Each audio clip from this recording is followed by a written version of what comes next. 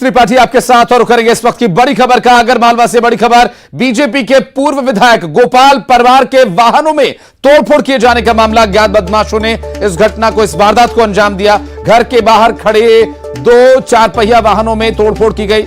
दो गाड़ियां उनके घर के बाहर खड़ी थी जिसमें तोड़फोड़ की गई। पूर्व विधायक ने अब सुरक्षा पर सवाल उठाए हैं और ऐसे समय में बीजेपी के पूर्व विधायक गोपाल परमार की गाड़ियों में तोड़फोड़ किए जाने का जो ये मामला है, निश्चित रूप से ये आगे सुरक्षा का एक बड़ा सवाल तो बनेगा ही। लेकिन इस वक्त गोपाल परमार इस बात को लेकर काफी नाराज हैं और सुरक्षा पर सवाल उठा रहे हैं।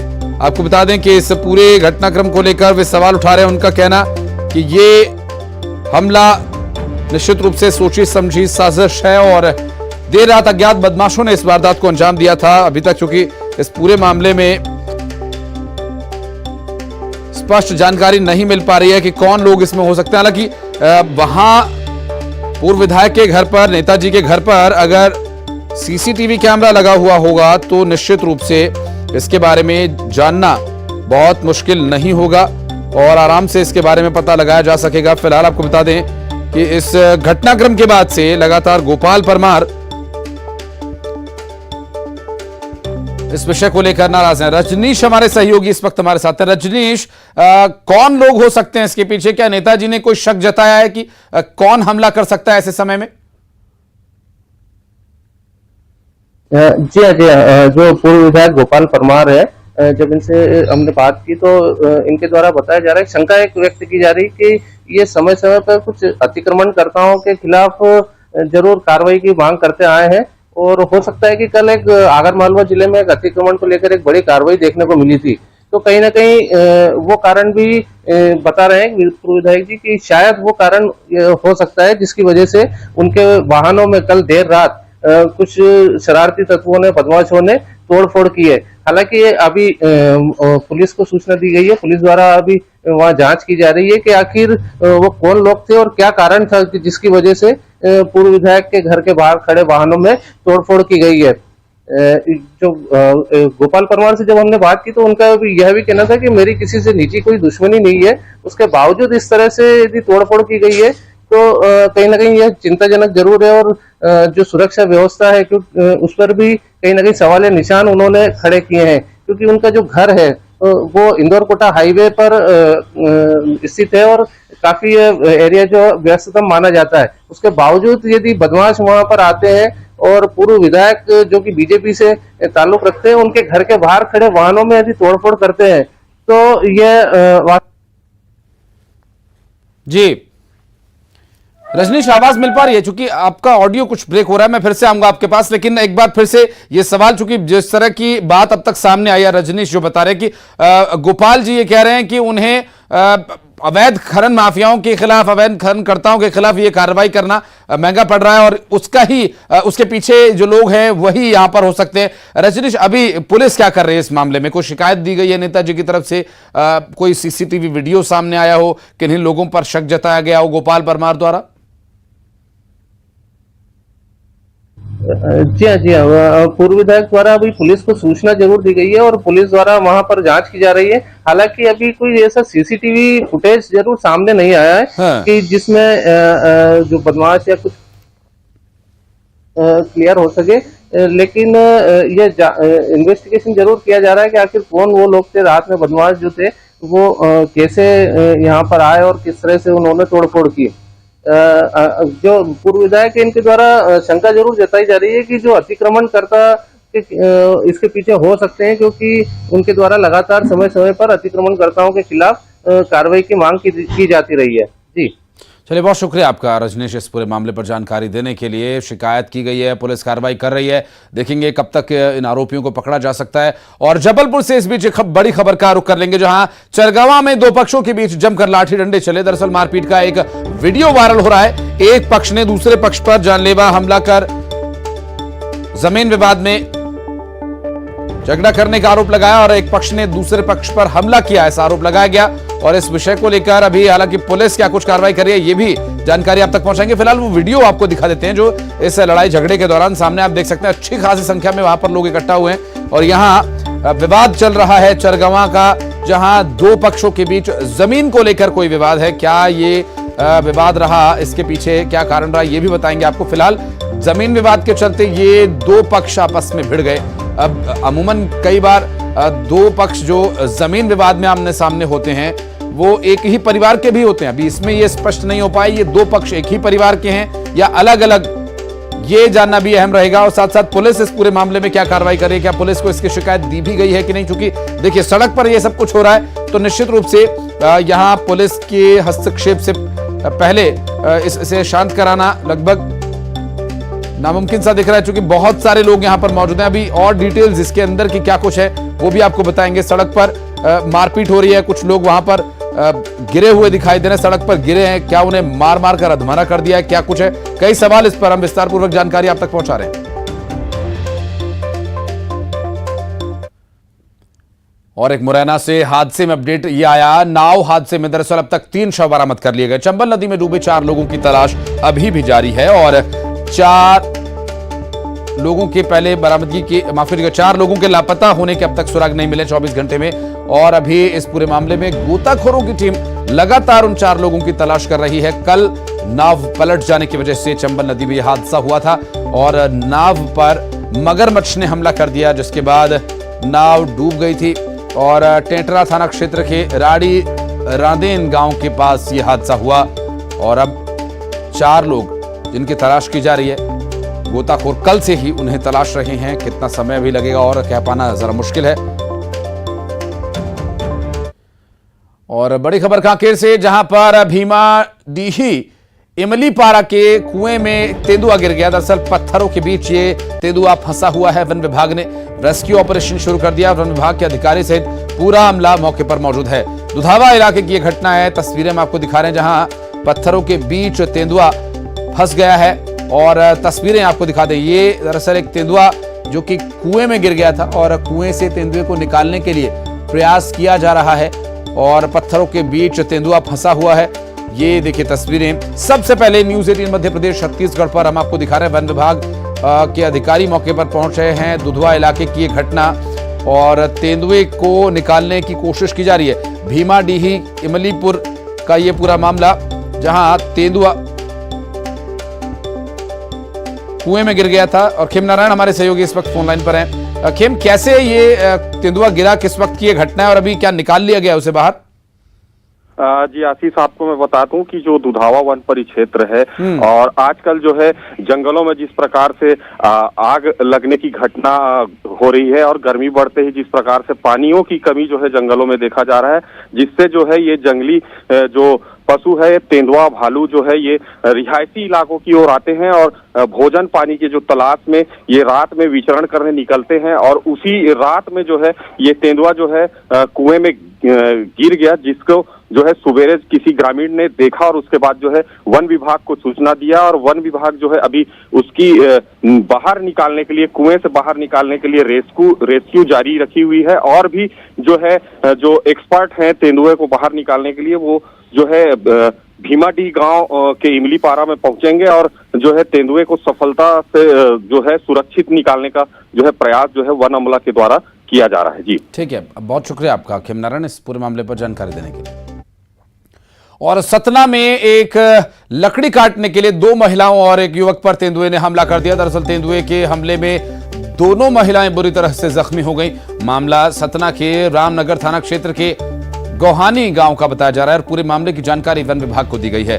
गंभीर रूप से घायल महिला को रीवा मेडिकल कॉलेज रेफर किया गया है, तो वहीं 2 अन्य का देवराज नगर अस्पताल में इलाज चल रहा है।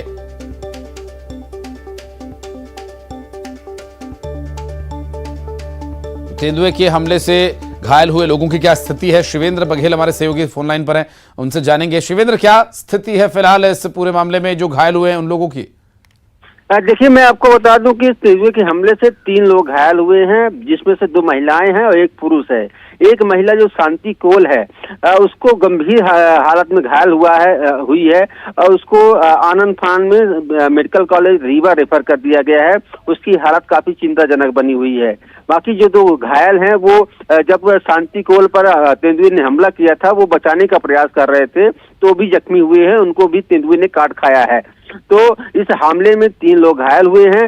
एक महिला जो शांति कौल है उसकी हालत बेहद गंभीर है, उसको मेडिकल कॉलेज रीवा में रेफर किया गया, वहां पे भर्ती कराया गया है, जबकि 2 का उपचार देवनगर समुदाय स्वास्थ्य में चल रहा है, जो जिनकी स्थिति सामान्य बताई जा रही है। जी चलिए, बहुत शुक्रिया आपका इस पूरे मामले पर जानकारी देने के लिए। और बढ़ते आगे, आपको बता दें अंबिकापुर से बड़ी खबर, जहां पर ट्रैक्टर में आग लगने का मामला।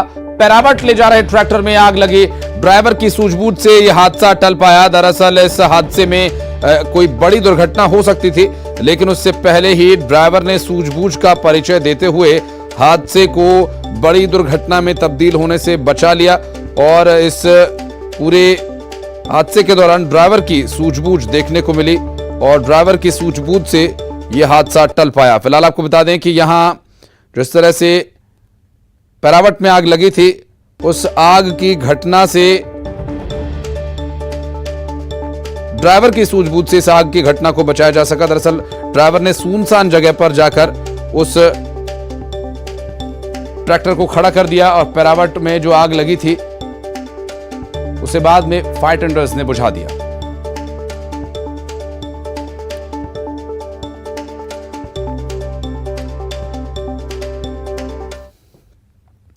और अब बात बारिश की, जो किसानों के लिए बना हुआ है परेशानी की सबब। दरअसल मध्य प्रदेश में बारिश की वजह से, ओला गिरने की वजह से किसानों पर यह आफत बनकर बरसा है और कई जिलों में किसानों की फसल बर्बाद होने की कगार पर है और किसानों को अब बस सरकार से सहारा है। दरअसल ये 6 तस्वीरें अपने आप में सब तस्दीक करती हुई कि कैसे क्या कुछ घटनाक्रम अभी घट रहा है। आपको बता दें कि खुद मंत्री खेत में जाकर जायजा ले रहे हैं। दतिया से वो तस्वीर आप देख सकते हैं और 5वें नंबर की तस्वीर है। खुद मंत्री फसल की खराब होने की स्थिति का जायजा ले रहे हैं। फिलहाल आफत से राहत मिलती दिखाई नहीं दे रही है, क्योंकि कई जिलों में ऑरेंज अलर्ट जारी किया गया, यानी आने वाले 1-2 दिन में इसी तरह से बारिश और ओलावृष्टि जारी रहेगी।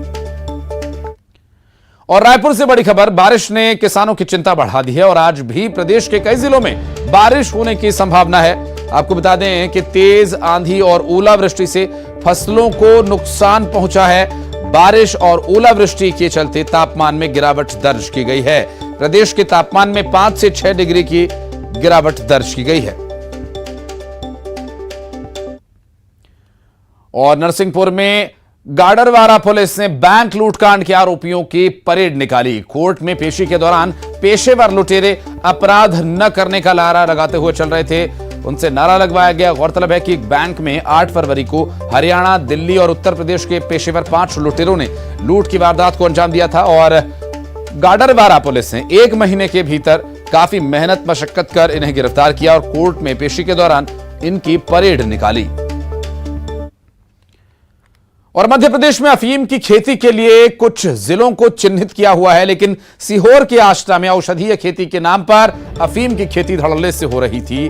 अफीम की यह खेती थाना पार्वती के गोपालपुर में की जा रही थी। लहसुन और प्याज की खेती के बीच में क्यारियों में छिपाकर अफीम बोई गई थी। पुलिस ने खेत से कुल 6500 पौधे अफीम के जब्त किए और इन पौधों की बाजार में कीमत करीब 18 लाख रुपए आंकी जा रही है। अवैध मादक पदार्थ वाले इन पौधों का वजन करीब 94 किलो 500 ग्राम निकला। और आरोपियों की गिरफ्तारी के लिए पुलिस को अक्सर दौड़ते देखा होगा, लेकिन छतरपुर में गिरफ्तारी का अनोखा प्रदर्शन देखने को मिला। जी हां, यहां पर मंजू अग्रवाल नाम की एक सामाजिक कार्यकर्ता गिरफ्तारी देने के लिए क्रांतिकारियों की ड्रेस पहनकर सिविल लाइन थाना पहुंच गई, जहां पर पुलिस भी इस प्रदर्शन को देखकर हैरत में पड़ गई।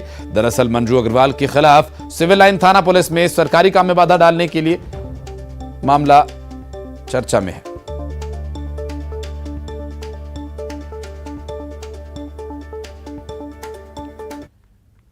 और मध्य प्रदेश बीजेपी के अध्यक्ष वीडी शर्मा क्या कुछ कह रहे हैं, ये दिखाते हैं आपको। इतिहास बनाने का काम करेगी।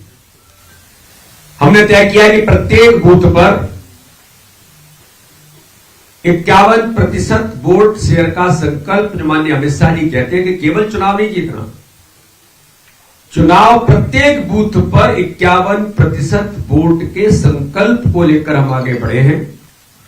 और आज मैं बड़े गर्व के साथ कहना चाहता हूं कि माननीय अमित शाह जी ने, माननीय नड्डा जी ने, भारत के लोकप्रिय, दुनिया के सर्वाधिक लोकप्रिय नेता माननीय प्रधानमंत्री नरेंद्र मोदी जी के नेतृत्व में जिस प्रकार से आज सब आगे बढ़े हैं कि गुजरात के चुनाव में भारतीय जनता पार्टी को 53% एवरेज वोट मिला है।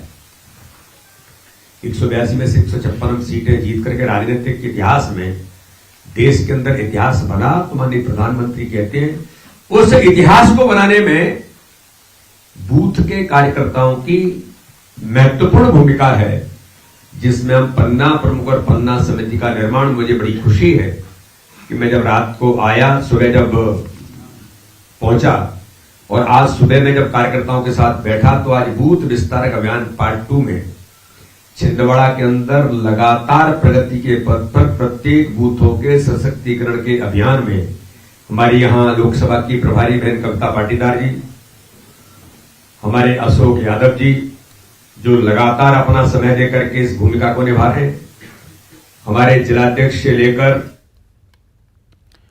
और बढ़ते आगे, इंदौर में बीजेपी की पुरुषार्थ रैली में शामिल होने के लिए इंदौर के गोल्डमैन भी पहुंचे हैं और गोल्डमैन के नाम से मशहूर राहुल चौधरी के सोशल मीडिया पर लाखों फॉलोअर्स हैं। जैसे ही रैली में उनके शामिल होने की खबर लोगों को मिली, बड़ी संख्या में सेल्फी लेने के लिए लोग वहां उनके पास पहुंच गए। गोल्डमैन के तौर पर ये जाने जाते हैं, गोल्डमैन है जिनके लाखों फॉलोअर्स हैं सोशल मीडिया पर। बीजेपी की भगवा यात्रा में इंदौर के गोल्डन मैन राहुल चौधरी भी शामिल हुए हैं। कौतूहल का विषय बने हुए क्योंकि ये 3 करोड़ का सोना हमेशा पहन के रखते हैं। जी बताइए, ये आपको असली सोना है? सब असली सोना है, सब चीज का मैंने बिल आपको दिखाया ही है अभी। और आप हमेशा ये इतना सोना पहन के चलते हैं? हाँ भाई साहब। तो आपको डर नहीं लगता? शौक है मेरे को, काय का डर। इस भगवा यात्रा में आप शामिल हुए, क्या कहेंगे इसको लेकर? कहीं नहीं, हमारे नानू राम जी हमारे भाई है, उनकी यात्रा में बुलाया हमने, तो बचपना उनका देखा हुआ है हमारे साथ में, तो हम आए उनकी यात्रा में। ये सोना आपने कब से पहनना शुरू किया है? 4-5 साल हो गए। तो ये आपका शौक है? शौक है। तो आपको डर को नहीं लगता? नहीं, डर और नहीं लगता मेरे को, किसी से लड़ाई झगड़े थोड़ी है तो मेरे को डर लगेगा। अच्छा, आप गनर भी रखे हुए हैं? हाँ, गनमैन अनमैन है ना साथ में सब। तो देखिए, राहुल चौधरी हैं, ये 3 करोड़ का सोना पहनते हो, लेकिन इनकी सुरक्षा के लिए इन्होंने गनमैन भी रख रखे हैं। यहाँ पुरुषार्थ भगवा यात्रा में शामिल होने के लिए पहुंचे हैं। कैमरामैन संजय बाबू के साथ अरुण त्रिवेदी, न्यूज 18 इंदौर। खबरें जारी हैं, वक्त एक छोटे से ब्रेक का, जल्द लौटते हैं।